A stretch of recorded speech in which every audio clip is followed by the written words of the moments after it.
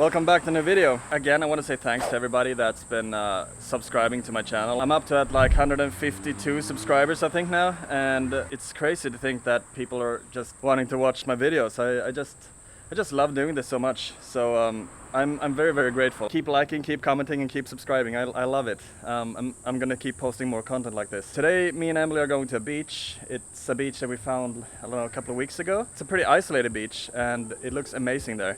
And since the weather is amazing today, it's like 32 degrees today, we're gonna go there and we're gonna have a good time. Yeah, I'm gonna take you with me, so stay tuned. It is fucking warm, 33. Jeez, like it makes me feel so much better when it's actually sunshine outside. Yesterday was pretty good, but before then we've had like a lot of days of rain. When it rains and when it's all cloudy and the weather is shitty, it makes me feel like depressed. I don't know how I'm supposed to go back to Sweden someday in the future, how that's gonna be, because the weather's always shit there.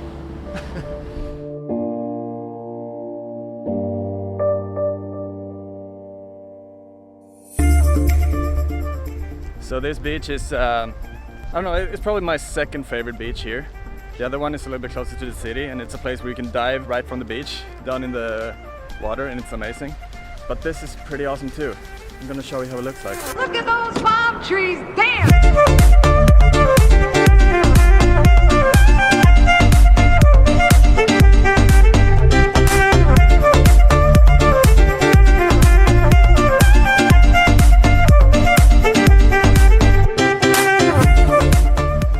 So there's a question that's been pretty frequent since I came here to Australia. There's been a couple of people asking me how I managed to pull this off, like travel from Sweden to Australia and stay here for a longer period of time. Ever since I was a kid, I've had this dream of me living somewhere else than like in Scandinavia. So I started Googling and I found this agency that helps Scandinavian people out in the world and traveling. So they help people with jobs, they help people with the flying tickets, the visa and everything. So I contacted them and I decided to go for it. It was the best decision I've ever made. You're always going to have like catastrophic thoughts and your brain is always going to play up the worst case scenario in your head. I was just aware of that and I said to myself, all right, this is how it's supposed to feel when you're standing for a great challenge. And I just kind of saw it as like mental and emotional growing pain, like me being nervous and me being a little bit scared of going by myself to the opposite side of the planet. That was just me feeling growing pains, but emotional and psychological growing pains instead of physical growing pains.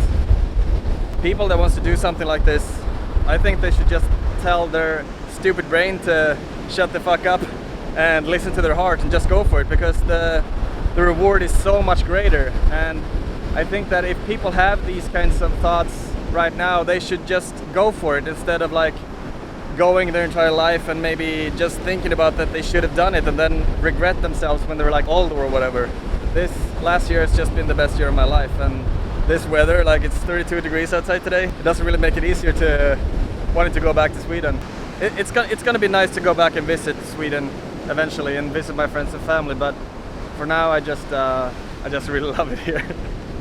And yeah, it was a little bit like during Christmas and during the holidays. It was probably the toughest period since I came here to Australia. I really miss my friends and family, and it was raining a lot and the weather hasn't been really good, so I couldn't really be outside or do anything. But now it's all sunny again, so now I feel good. I'm just walking right now across the street from where we live.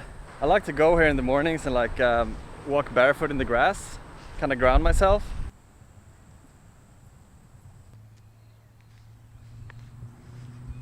Now I'm just gonna take it easy for a bit and then we're gonna go for a walk in the sunset. I did legs today, so it's probably not gonna be a super fast-paced walk, but it's gonna be just a slow stroll and good time for sunset. And I'm gonna show you a new route that we found.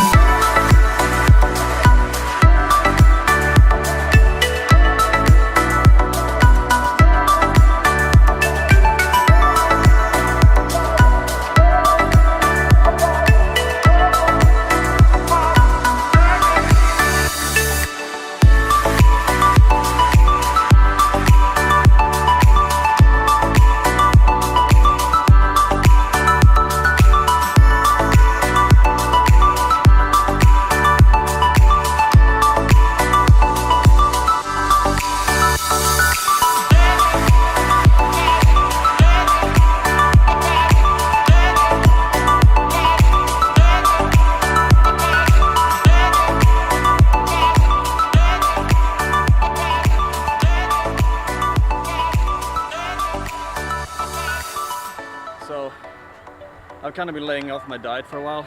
But on the 25th of January I'm going back to school, so then it's gonna be full focus on diet and training again.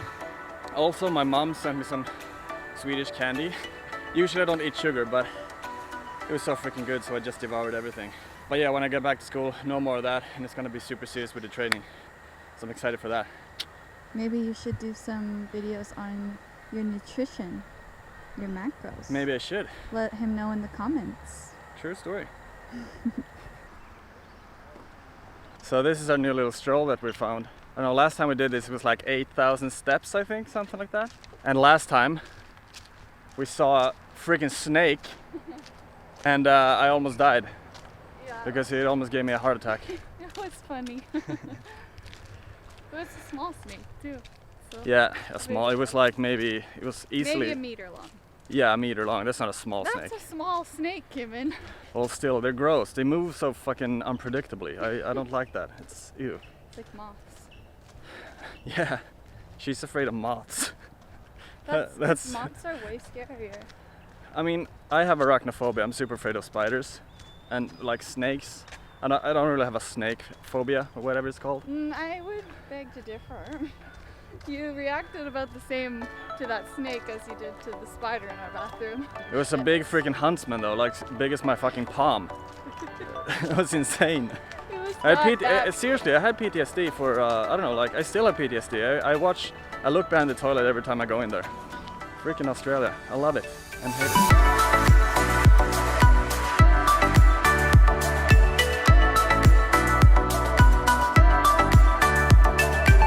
Alright, so there's one more thing I wish to say before I wrap this up, and that is the difference between courageous people and normal people, if I can say that, is that courageous people, I mean, they feel as much fear as normal people do too.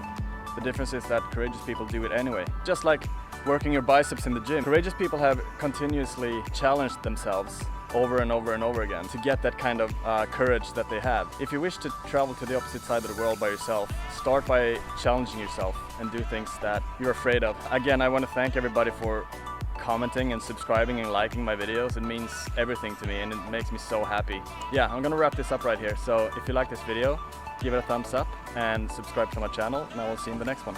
Peace.